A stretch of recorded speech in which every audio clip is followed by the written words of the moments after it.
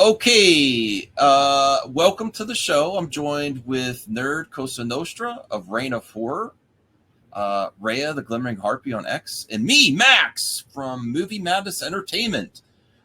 This is breaking news for horror fans. I know this is more like mass market horror. Do you still appreciate the general audience horror, Sean? Rhea, I still appreciate that. Even before now that I'm a horror noob, I still saw Scream. I still saw stuff like that in the theater. So that's the gateway. So that's why I'm bringing that up for I Know What You Did Last Summer. Now this is a from the Madeline Klein, which I have no idea who she is, a new photo from I Know What You Did Last Summer, the movie. What's your thoughts on bringing this franchise particularly back, and what's your thoughts on the franchise of I Know What You Did Last Summer? You want me to go first? Yeah, sure. I didn't know if you want me to go first. Yeah. So, I mean, it's a legacy sequel, and I think that the biggest thing, even with Madeline's cast, even with her in it, the biggest question around this film was was Jennifer Love Hewitt coming back? Yes. And that question lingered on for almost the entire year up until I think it was a week ago, maybe a week and a half ago. She finally came out and confirmed that she signed on to come back. Oh, okay. I didn't know that. Yep. So she's coming back, and we already knew Freddie Prinze Jr. was coming back, and it wouldn't have made sense for him to come back, and then she didn't come back, right? Because they were a couple, and especially how the last one that the two of them were in ended, which was the second film. There's only two, right? No, so you have the original from October 97. I Know What You Did Last Summer. Then you had a little over a year later, a year and a month later, November of 98. November of 98, they did I Still Know What You Did Last Summer.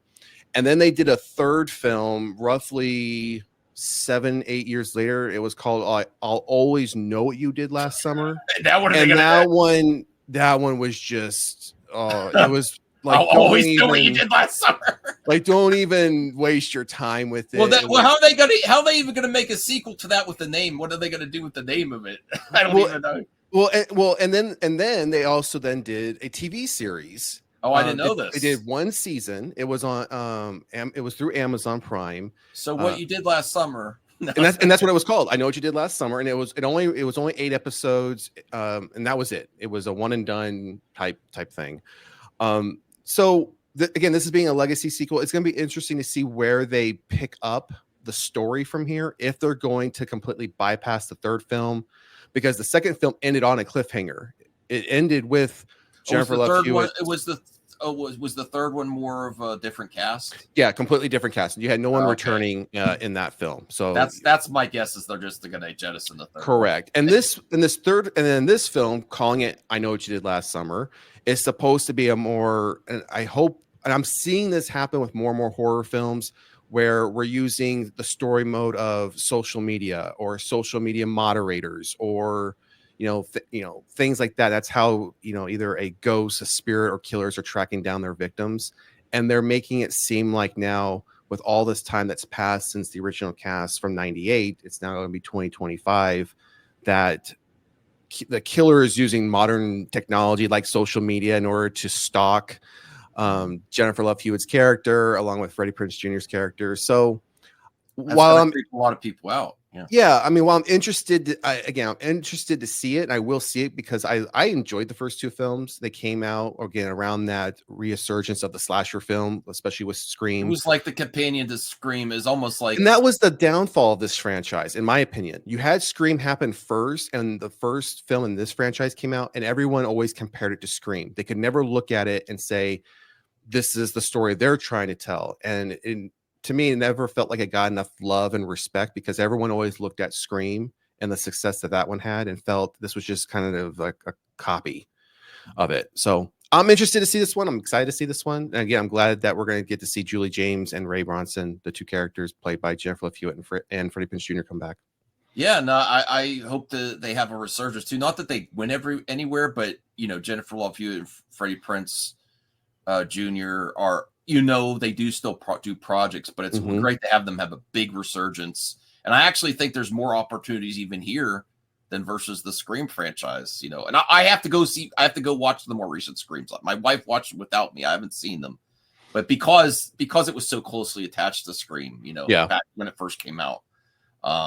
Rhea, would you like to share your thoughts on this? Have you seen these movies? Do you have any attachment to the I Know What You Did Last Summer movies? Yeah, I saw the first one and I didn't finish the second one. I know it has Brandy in it. Yep. So yeah, and who's the other actor? Omar Epps. Okay. Yeah, Omar Epps is in it. Yep. Yeah, he was also in Scream 2, right? Very briefly, or am I confusing? Different anything? actor. Different actor. Okay, got it. My apologies. Okay, so anyway, so my connection with the film, definitely like watched it later on in life after I caught up with the Scream films. It was that was kind of like the catalyst for that was Scream 5 coming out, and then I went back and did a watch of the original films from there. So Scream 5 was kind of like the first exposure to these sort of like, you know, this sort of like 90s like era of horror. Oh, And okay. So you saw yeah, Scream 5 first before you saw the yeah, originals? Oh, yeah, okay. Cool. yeah. I didn't know that. And a quick correction on myself. Omar Epps was Scream 2. Micaiah Pfeiffer was in I Still Know What You Did Last Summer. Got it. Thank you so much. So that's a for correction on clarifying. my end. Yeah, thank you so much. And yeah, the reason I kind of set the stage by saying that is because since y'all mentioned that Scream and I Know What You Did Last Summer are kind of, you know, thought of in like the same sort of like context of like if you think of I Know What You Did Last Summer, you think of Scream. But so yeah, getting through Scream and then also starting on what I Know What You Did Last Summer. What I really liked about the first film, now that like we're kind of, you know, digging into our thoughts around the series, is that there is there's a focus on the quote unquote protagonists also having possessing traits that make them not anti-heroes, but also like we're not necessarily me in my viewing experience. I see what they have done, and they are more concerned about themselves and their own well-being Ah, than it is Hmm. about, you know, doing the right thing and having this person's death, you know, be known and alerting, you know, the families and things like that. So as much as like, you know, we or myself, I should say, I connect with Jennifer Love Hewitt's character and Freddie Prinze Jr. and it just sort of like it's that lingering thought in mind of like as good as like or as much as I want to believe that these people are or these characters are have good intentions or are good people. Yeah, there's actually no good intention because they are completely just, you know, focused on self-preservation as opposed to accountability. And if in retrospect, looking back on this, it's kind of like guilt by association, of course, where like one of the more jerky, I guess, characters within the, like, you know, the core four. It's very much, you know, kind of his more guilt or blame and discontent, audience discontent and stuff is more laid on him for being like an irresponsible, you know, person who kind of like directed the series of events leading into the event that I Know What You Did Last Summer is about. And then he kind of like brings about the downfall of the other three folks with him. So like it's kind of like oh, we're all like, you know, accomplices because we're in like and we're complacent, I guess, with the crime committing or yeah. committed. So we're all kind of in this together at this point, and no one can really tell on the other person without also putting themselves at risk. So so thinking about it in that context, it was always just like for me like yeah, it was I was on my edge because like it was sort of like a realistic scenario where yeah, like if I were in their shoes and I had my but I was threatened or my freedom was in my future having just like graduated high school and I see like Hmm. my whole life ahead of me, if I saw that that was at risk or being like having everything I ever dreamed of or have being taken away from me because of um purely an accident, Hmm. and if I had the choice of either like reporting the incident and taking accountability and whatever comes with that, or covering up the death, in the moment, I can see why they would lean more towards the self-preservation. Let's get rid of the body and any Okay. evidence and not talk about it anymore. But in the long run, I can see why, you know, that would just deteriorate, you know, your your self-perception and ability to move on with your life, even though you went after like the immediate like self-preservation decision, as opposed to like really looking into like the long-term impact of those decisions, which obviously like that's the running theme. I know what you did last summer is like the event that continues to haunt these Yeah. folks who uh, just were, yeah, they acted very selfishly, although like we're made to empathize with them more or less and understand the reasons why they did what they did. But yeah, I think what basically, and what I'm saying is that like we start to see kind of like this descent from like good wholesome kind of like spunky, I guess, like teenagers who are just Yeah. like enjoying life and don't take anything too seriously, and how quickly that can like just like become like just this just like a real character study of like, okay, yeah, what is really making these folks tick outside of just when everything's going their way, you see how like like carefree they are, but when it comes down to it, what really makes these folks tick as far as like their motivations, and when it comes down to the wire, what exactly are they going to do as far as like throwing someone else under the bus to preserve themselves or protect the group. So yeah, like things like that where you're actually like kind of going through um like a character study of each of like the quote unquote protagonists or whatever, like main characters. I thought that was probably the most interesting part, because I know what you did last summer as far as like a horror movie. It's more for me just more like a psychological sort of thriller, and I'm always like on my seat, on the edge of my seat, as far as like what the impact of the fallout on the four characters, as the core four characters, as they try so hard to keep their secret, is kind of like driving the narrative and the plot points. So sorry for ranting. I just Oh no, that's good. No, you working all that out. Thanks, Ray. Working all that out really made me think of why we should get a sequel. Like if they're still dealing with that years later, that decisions now when they I still know what you did. That's kind of comical, right? All right, Sean. Like the title of it. Like I still know what you did last time, but now you're talking about potentially like 20 years later, the actors have actually aged up, and they actually see how it's messed with their psyche, and how that one decision altered potentially their whole lives. There's a lot of story to tell there, and some people may even underestimate this movie. Like when I think, if I know what you did last summer, I'm like, oh yeah, that was the Scream B team or something like that. But going back to what Ray was just saying, like, no, this was a different approach. These aren't innocent people. They had an accident. They made a rash decision, selfish decision, and it's haunting them. And that there is a lot to explore there. Well, yeah, and a couple things to add to that. With the first two films and the TV series, we knew the protagonist, the villain, was Ben Willis, which is also known as the fisherman, the one that's walking around with the hook, right? In this fourth film, we don't know. I mean, we've seen the poster. There's been like this really teaser. There's been this basic teaser poster out there with the title on it, and you see this hook. But the understanding is it's not Ben Willis. It's not the fisherman. It's potentially somebody else. And I think, again, if that's where if you got to be careful, because you're finding yourself kind of going in the lane of Scream, where now you're going to be using somebody else different to be like Ghostface, for example. Now you're going to be using somebody else to be the fisherman. At least with these first two films, it made sense it was Ben Willis, because Ben Willis was the one, as Ray was going down the choices that were being made.